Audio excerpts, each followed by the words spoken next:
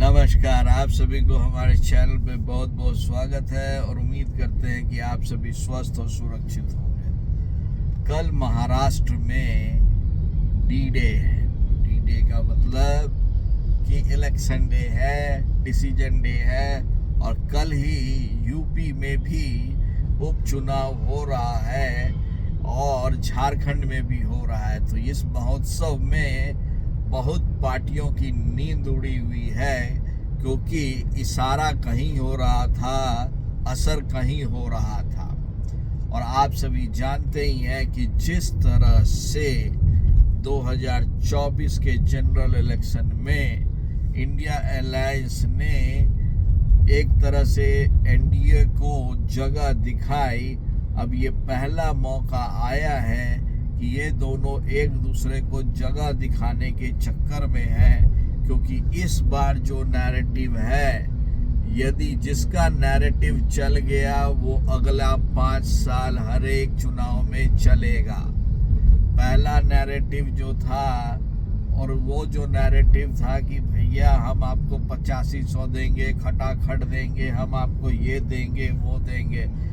लेकिन जिस तरह से आज यूपी का है, जिसमें हमारे बबुआ अखिलेश यादव जी का कॉन्फिडेंस 200% है कि बीजेपी तो गई, वो कुछ नहीं कर सकती है, पूरा मुसलमान भाइयों का वोट मेरे पास आ रहा है और कुछ हिंदू भाइयों का वोट मिल जाएगा और मैं जीत जाऊंगा। ये है सोच।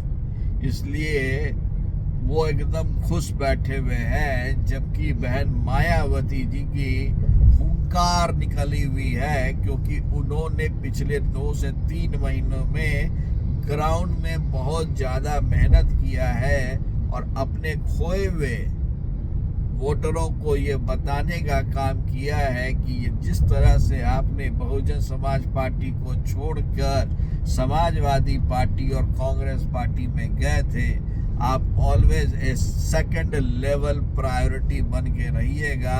वो आपका ख्याल कभी नहीं रखेंगे, इसलिए उनकी हुंकार चल रही है। लेकिन योगी जी की जो पुकार है वो देखने वाली बन रही है, क्योंकि उन्होंने ना हुंकार माना, ना डकार मारा, ना कॉन्फिडेंस दिखाया। उन्होंने पुकार करके एक पुकार जागृत किया और उससे सारे के सारों को उन्होंने किनारे कर दिया। और यहाँ पर देखने का ये बहुत इंटरेस्टिंग होगा कि योगी जी की पुकार और मायावती जी की हुंकार कितना असर करेगी अखिलेश यादव जी के कॉन्फिडेंस पे।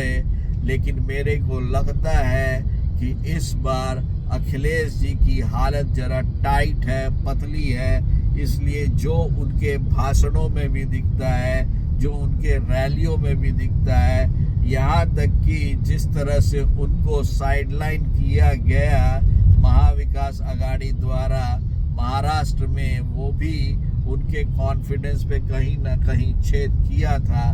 लेकिन ये देखना बहुत ज़रूरी होगा कि इन तीनों में से कौन किस पर सबसे भारी पड़ता है। आपके अनुसार आपको क्या लगता है कि पुकार की बात चलेगी? आपको क्या लगता है कि जो कॉन्फिडेंस है वो बरकरार रहेगा, या आपको लगता है कि मायावती जी की वापसी होगी? जरूर बताएं। इस चैनल को लाइक और सब्सक्राइब करें। तब तक के लिए आप सभी को बहुत बहुत धन्यवाद।